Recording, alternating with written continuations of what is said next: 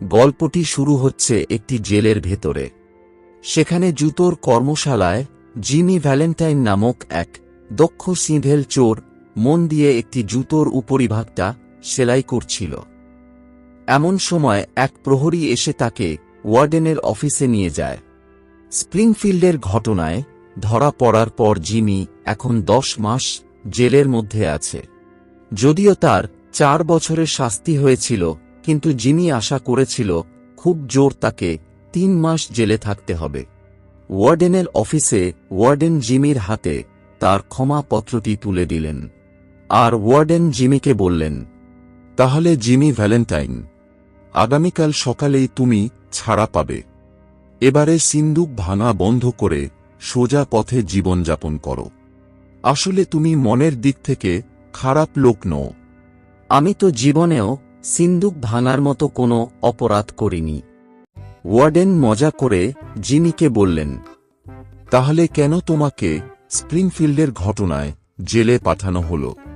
ও আচ্ছা, বুঝেছি, তুমি হয়তো নিজের সপক্ষে প্রমাণ কালেক্ট করতে পারোনি, কিংবা কোনো বুড়ো জুরি যার তোমার উপরে হয়তো খুব রাগ ছিল সেই বদলা নেওয়ার জন্য তোমাকে জেলে পাঠিয়েছে। তোমার মতো সহজ সরল লোকের সাথে সর্বদাই এমনি হয়। এটা হতেই পারে না। আমি তো জীবনেও কোনোদিন স্প্রিংফিল্ড যাইনি। ওকে নিয়ে যাও ক্রোনিন। কাল সকাল 7টার সময় ওকে জেলের বাইরে যাওয়ার পোশাক পরিয়ে আমার অফিসে নিয়ে এসো। আর আমার উপদেশটা একবার ভালো করে ভেবে দেখো কিন্তু, মিস্টার ভ্যালেন্টাইন। পরের দিন সকালে বেখাপ্পা পোশাক আর আড়ষ্ট জুতো পরে জিমি ওয়ার্ডেনের অফিসে এলো। জেলের ক্লার্ক তাকে সরকার যেমন মুক্তিপ্রাপ্ত বন্দীদের জন্য বরাদ্দ করে থাকে সেই মতো একটা রেলের টিকিট ও $5 নোট হাতে তুলে দিল, যাতে সে নিজেকে ভালো মানুষ হিসাবে প্রতিষ্ঠিত করতে পারে। আর যাওয়ার আগে ওয়ার্ডেন তাকে একটা সিগারেট দেয়। জিমি সেটা নিয়ে জেলের বাইরে বেরিয়ে যায়। মুক্তি পাওয়ার পর জিমি সোজা একটা রেস্তোরাঁতে গেল। সেখানে সে তার স্বাধীনতাকে উপভোগ করার জন্য একটা ঝলসানো মুরগি আর হোয়াইট ওয়াইন খেল। আর শেষে জিমি ওয়ার্ডেনের দেওয়া সিগারেটের চেয়েও দামি একটা সিগারেট ধরাল। তারপর সে ডিপোর দিকে রওনা দিল।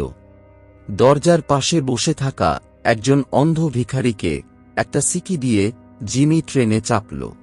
3 ঘন্টা পর জিমি একটা ছোট্ট শহরে পৌঁছাল। সেখানে সে তার বন্ধু মাইক ডোলানের ক্যাফেতে গেল। মাইক ডোলানের কাছ থেকে চাবি নিয়ে জিমি তার ঘরের দরজা খুলল। ভেতরে গিয়ে জিমি দেখল সবকিছু সে যেমন রেখে গিয়েছিল তেমন অবস্থাতেই আছে। বেন প্রাইসের কলার বোতামটিও তখনও সেখানেই পড়েছিল। জিমি তার গোপন জায়গা থেকে তার সিঁধেল চোরের যন্ত্রপাতির সুইটকেসটি বার করল। সে মুগ্ধ দৃষ্টিতে সেগুলোর দিকে তাকিয়ে রইল। কিছুক্ষণ পরে সুন্দর পোশাক পরে এক কোম্পানির প্রতিনিধির ছদ্মবেশ ধারণ করে সে নিচে নেমে এলো। তার হাতে ছিল সেই সুইটকেসটি।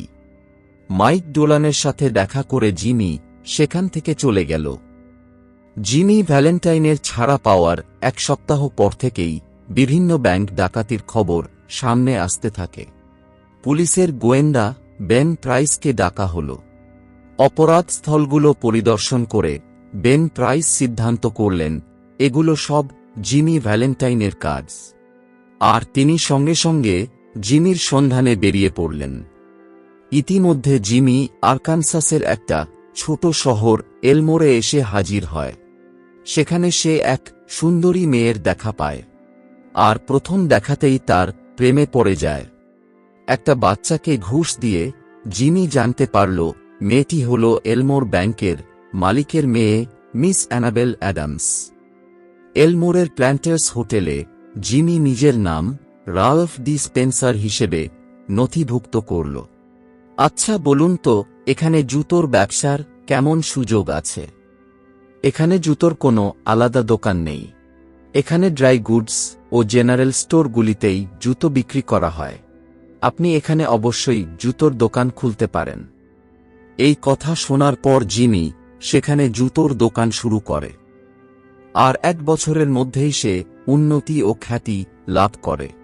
তার মনের ইচ্ছাও পূরণ হয়ে যায়, কারণ জিমি অ্যানাবেলের হৃদয় জয় করতেও সফল হয়।